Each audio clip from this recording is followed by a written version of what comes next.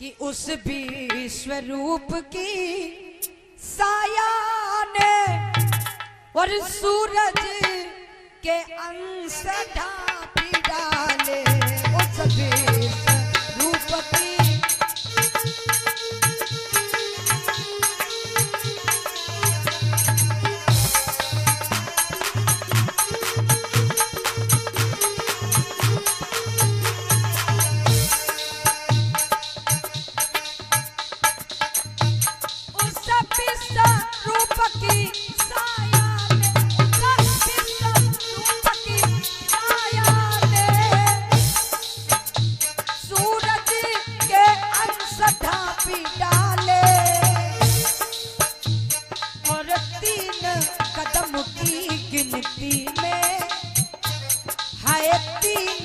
कदम की गिनती में और तीनों लोग नापी डाले।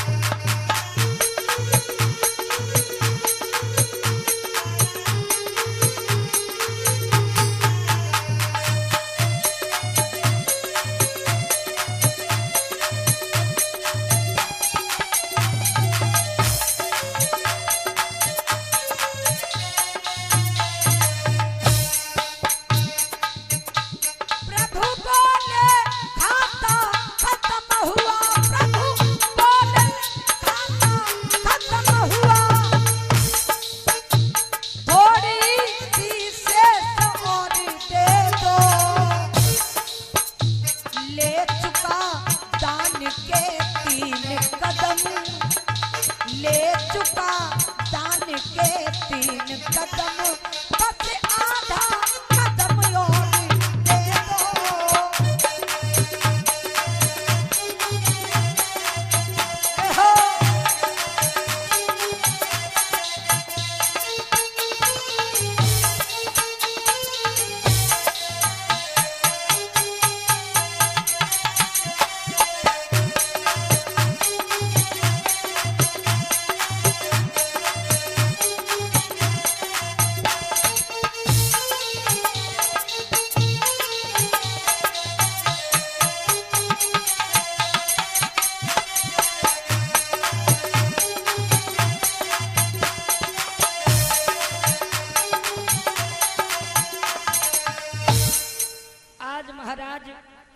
इधर में वामन भगवान ने 3 कदम की गिनती में तीनों लोगों को नाप लिया और जब तीनों लोगों को नाप लिया है तो आज मेरे श्रोता बंधुओं राजा बलि भगवान को देख करके उस विश्व रूप के छाया को देख करके घबराने लगे हैं, थर थर कांप रहे हैं। और वामन भगवान आगे बढ़े और आगे बढ़ करके कहा है कि राजा बलि आपने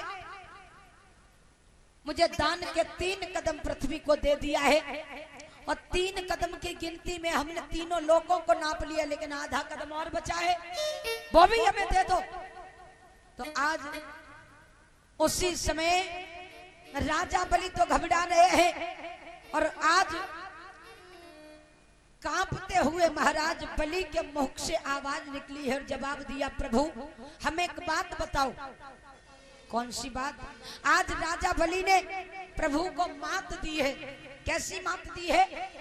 आज राजा बलि कहने लगे, प्रभु एक बात हमें बताओ। कौन सी बात?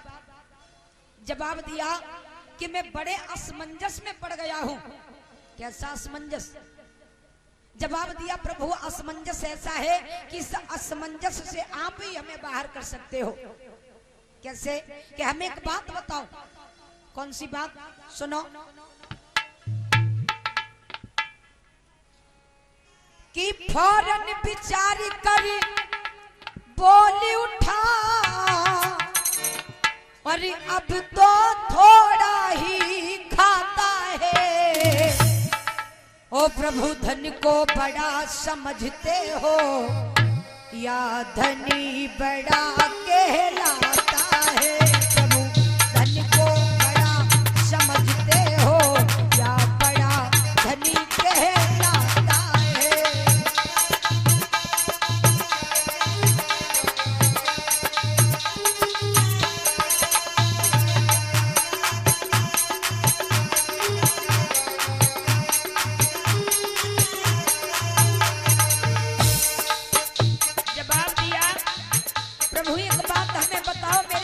बस यही असमंजस आ रहा है कि आपने 3 कदम में धन को ले लिया। अब मुझे ये बताओ कि धन बड़ा होता है या धनी बड़ा होता है? तो भगवान ने जवाब दिया है, हे राजन, प्रभु बोले धनी और धन में स्वामी सेवक का नाता है। गोधन से शोभा होती है पर बड़ा धनी कहलाता है। धन से सेवा होती है।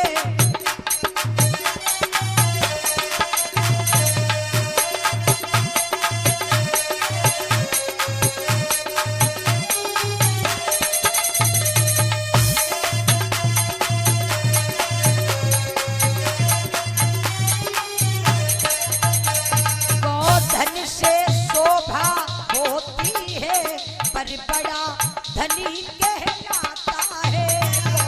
धन से शोभा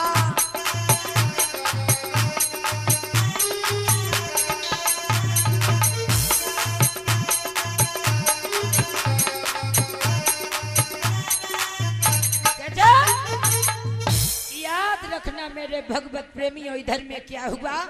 आज जवाब दिया भगवान विष्णु ने कि हे राजन, अगर तुम इस असमंजस में हो, या असमंजस तुम्हारे ऊपर आ रहा है, तो मैं तुम्हें एक बात बता दूं कि धन और धनी में स्वामी और सेवक जैसा नाता होता है।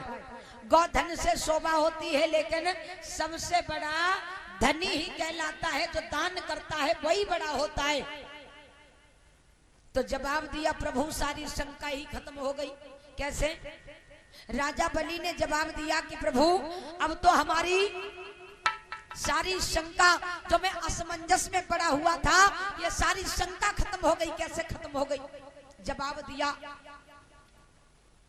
कि आपने कहा कि गोधन से शोभा होती है, धन और धनी में स्वामी और सेवक जैसा नाता होता है, लेकिन सबसे बड़ा धनी कहलाता है। तो आपका जो ऋण है मैं इसको चुका दूंगा। कैसे? सुनिए प्रभु। और बोले महाराज बलि कि बलि बोला तो बस महाराज, और निश्चय ही मुक्त ऋणी होगा।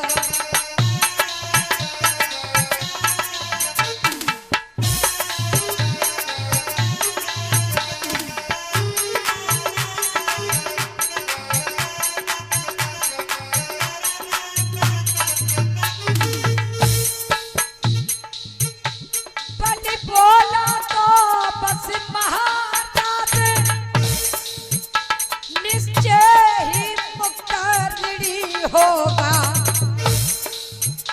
यदि 3 कदम में धन होगा तो आधा कदम धीन होगा।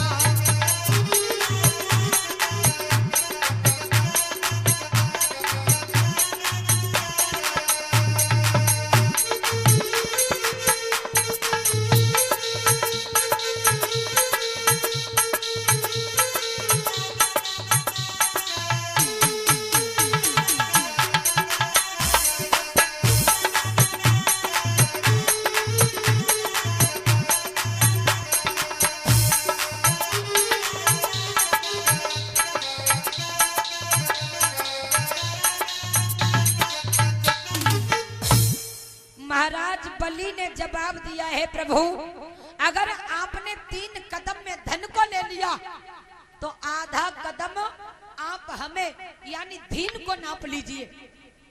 आपने यही कहा है ना कि धन से बड़ा दानवीर होता है, तो आप आधे कदम में हमें नाप लीजिए। और आज महाराज बलि नतमस्तक हो गए प्रभु के आगे। तो आज उसी समय पर जवाब दिया भगवान विष्णु ने। भगवान विष्णु कहने लगे कि हे दयालु, हे कृपानिधे। भगवान विष्णु ने जवाब दिया, राजन मैं तो इसी भाव का भूखा था और इसी भाव के लिए तुम्हारे दरवाजे पर भिखारी बन करके आया हूं। आज इस तरीका से जो ये शब्द कहे तो महाराज जवाब दिया है। भगवान विष्णु कहने लगे हैं आज उसी समय कि मैं तुम्हारे भाव से बड़ा तृप्त हो गया हूं और अब ऐसा करो तुम हमसे कुछ मांग लो। राजा बलि कहने लगे प्रभु आप हमारे दरवाजे पर भिखारी बनकर के आए हो, तुम खुद ही हमसे भीख मांगे आए और हमसे ही लूट करके बोल रहे कि हम तुमसे कछु मांग ले। अरे सब कुछ हमसे ले लिया और हमसे कह रहे हो कि मैं आपसे मांग लूं। आपसे बड़ा भिखारी तो जीवन में दुनिया में कोई हो ही नहीं सकता और आप भिखारी होकर के हमें दान देने आए हो। महाराज इस तरीका से जवाब दिया है प्रभु अगर आप हमें कुछ देना चाहते हो तो बिना मांगे दिए चले जाओ। उसी समय पर मेरे श्रोता बंधुओं जवाब दिया कि आज्ञाकारी कुछ आज्ञा दे और यह नीति की आज्ञा आज्ञा है।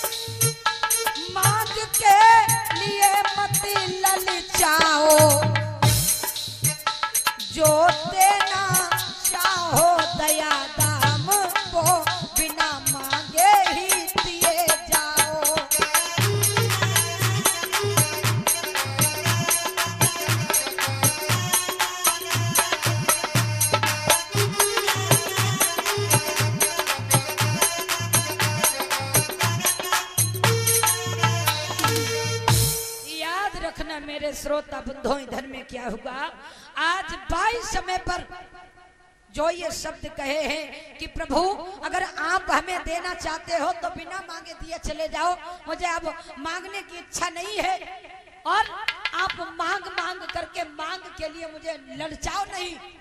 तो भगवान बामन आगे बढ़े और जवाब दिया राजा बलि तुम्हारे जैसा भक्त तुम्हारे जैसा दानवीर राजा मैंने आज तक नहीं देखा। और उसी समय जवाब दिया मैं तुम्हें ऐसा वरदान दे करके जा रहा हूं। और महाराज उसी समय भगवान विष्णु ने राजा बलि को पातालपुरी का राज्य सौंप दिया है। और एक बात और कही है, कौन सी बात?